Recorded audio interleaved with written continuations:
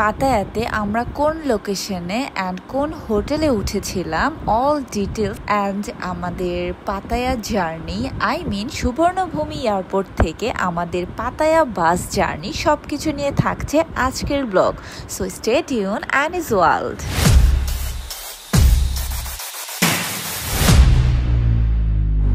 সুবর্ণভূমি airport থেকে আমরা উঠে গিয়েছি বাসে, অ্যান্ড এটাই ছিল আমাদের দেশ ছেড়ে অন্য কোনো দেশে এই ফার্স্ট টাইম বাস জার্নি করছি। অ্যান্ড এর আগে যখন থাইল্যান্ড এসেছিলাম, আমরা সুবর্ণভূমি এয়ারপোর্ট থেকে চলে গিয়েছিলাম ডিরেক্ট ফুকেট, সেটা ছিল আমাদের প্লেন জার্নি। অ্যান্ড আজকে আমরা বাস জার্নি করে যাচ্ছি পাতায়া। সো অনেক বেশি এক্সাইটেড ছিলাম সাথে, অ্যান্ড আমাদের জার্নি ওভারঅল বলবো অনেক বেশি জোশ ছিল অ্যান্ড অনেক এনজয় করেছি।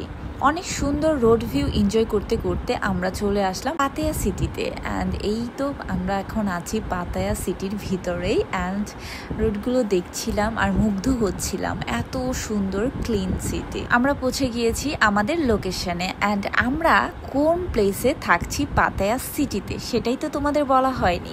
বাই দ্য ওয়ে, আমরা থাকছি জমতেন বিচে। ইয়েস, পাতায়ার খুব বিখ্যাত একটা বিচ হচ্ছে জমতেন বিচ, অ্যান্ড এই বিচটা খুবই পপুলার। দ্যাটস ওয়াই এখানেই আমরা স্টে করব ভেবেছি, তাই এখানেই আমরা হোটেল বুকিং করেছিলাম। অ্যান্ড আমরা যে হোটেল বুকিং করেছিলাম সেটা ছিল জাস্ট ওয়াও। স্টে টিউন, তোমাদের সাথে তো আমি আস্তে আস্তে সব কিছু শেয়ার করছি। বাই দ্য ওয়ে, আমরা বাস স্টপে নামার পরেই এখান থেকে আমরা কিভাবে আমাদের হোটেলে যাব সেটা নিয়ে একটু কনফিউজ ছিলাম, বিকজ সবাই বলেছে পাতায়া সিটিতে কার ভাড়া অনেক এক্সপেন্সিভ, বাট কিছু করার নাই, খুবই সান ছিল। দ্যাটস ওয়াই আমরা কারটাই নিলাম। অ্যাকচুয়ালি এক্সপেন্সিভ ছিল, অ্যান্ড এখানে যে গাড়িগুলো সবসময় অ্যাভেলেবল পাওয়া যায় সেটা হচ্ছে টমটম টাইপের কার, যেটা অ্যাকচুয়ালি পার পারসন হিসেবেও যাওয়া যায় লোকেশনে। সো সেটাও তোমাদের সাথে আস্তে আস্তে শেয়ার করব, বাট এই মুহূর্তে আমরা সেটা পাচ্ছিলাম না। প্রচণ্ড রোদ ছিল, অ্যান্ড রোদে দাঁড়িয়ে থাকাটাও পসিবল ছিল না, তাই আমরা কার নিয়ে আমরা আমাদের হোটেলে চলে যাচ্ছি। অ্যান্ড বাস স্টপ থেকে আমাদের হোটেল খুবই কাছে ছিল, জমতেন বিচটা। চাইলে আমরা হেঁটেই যেতে পারতাম, বাট সাথে লাগেজ থাকাতে আমরা এটা পারিনি। আমাদের কাছে দুটো লাগেজ, সো এটা ইম্পসিবল। ফাইনালি আমরা আমাদের লোকেশনে চলে আসছি, and see very nice view. দেখতেই পাচ্ছ, এক পাশে সমুদ্র অ্যান্ড এক পাশে আমাদের হোটেল। এত সুন্দর একটা হোটেলে আমরা বুকিং করেছি, সেটা কল্পনাও করি নাই, রিয়েল লাইফে আরও বেশি সুন্দর। সি, এটাই হচ্ছে জমতেন বিচ, অ্যান্ড জমতেন বিচের ঠিক অপোজিটেই হচ্ছে আমাদের হোটেল। আমাদের হোটেলের নাম হচ্ছে Jomtien palm beach hotel. Actually hotel নিয়ে আমার অনেক কিছু বলার আছে, তোমাদের সাথে আমি আস্তে আস্তে নেক্সট ব্লগে আরও অনেক কিছু শেয়ার করব, কারণ এই হোটেলটা এতটাই সুন্দর, বলার অনেক কিছু আছে। এটা একটা 5 স্টার মানের হোটেল, অ্যান্ড ইয়েস, এটার সুইমিং পুলটা, ও মাই গড, সেটা তো আস্তে আস্তে তোমাদের সাথে আমি শেয়ার করবই।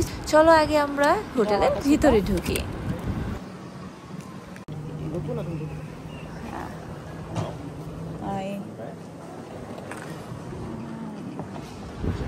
আমরা আমাদের লাগেজগুলো রেখে চলে গেলাম কাউন্টারে, অ্যান্ড আমার হাব্বি রিসেপশনে কথা বলছিল, অ্যান্ড এর ফাঁকে আমি পুরো লবিটা এক্সপ্লোর করছিলাম। ভেরি নাইস, ওয়েল ডেকোরেট একটা hotel, very beautiful. Elevator goes straight until left. Yes, you contact the concierge. চলো তোমাদের সাথে এবার আমি শেয়ার করে ফেলি জমতেন বিচ হোটেলের আমাদের রুম। আমি অল ডিটেলস এমনিতেও তোমাদের সাথে রিলসে শেয়ার করে ফেলেছি, অ্যান্ড এখন নাও হালকা ঝটপট কিছু শেয়ার করব। অ্যাকচুয়ালি রুমটা এক কথায় অসাধারণ ছিল।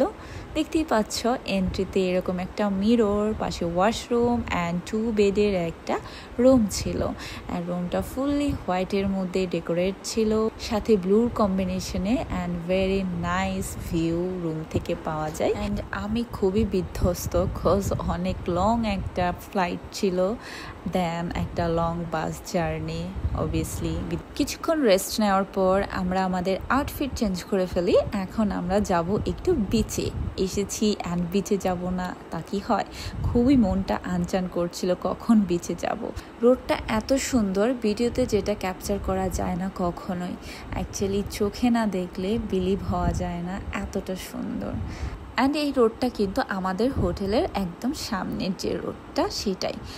এই রোডটার এক পাশে ফুললি রেস্টুরেন্ট অ্যান্ড আরেক পাশে বিচ, অ্যান্ড বিচের পাশে এরকম গাছগুলো এত সুন্দর লাগছিল লাইটিংয়ের কারণে, অসাধারণ লাগছিল এক কথায়। অ্যান্ড এই গাছগুলোই হচ্ছে পাম গাছ মেবি। তোমরা যদি জানো সঠিক নাম অবশ্যই আমাকে কমেন্ট করে জানাবে অ্যাকচুয়ালি এগুলো পাম গাছ কিনা। রোড সাইডে এরকম কিছু জুয়েলারি নিয়ে বসে আছে অ্যান্ড কিছু শপও আছে পাশাপাশি, অ্যান্ড হিউজ ফুড কোর্ট দেখতেই পাচ্ছ, সাথে স্ট্রিট ফুড সব কিছুই অ্যাভেলেবেল আছে। বাট আমরা কি খাবো এটা নিয়ে খুবই কনফিউজড, কারণ আমরা প্রতিবার থাইল্যান্ড আসলে খুবই কনফিউজ থাকি অ্যান্ড ভয়ে থাকি। চলে গেলাম 7-Eleven-এ, এটা আমাদের অলওয়েজ ফেভারিট একটা প্লেস।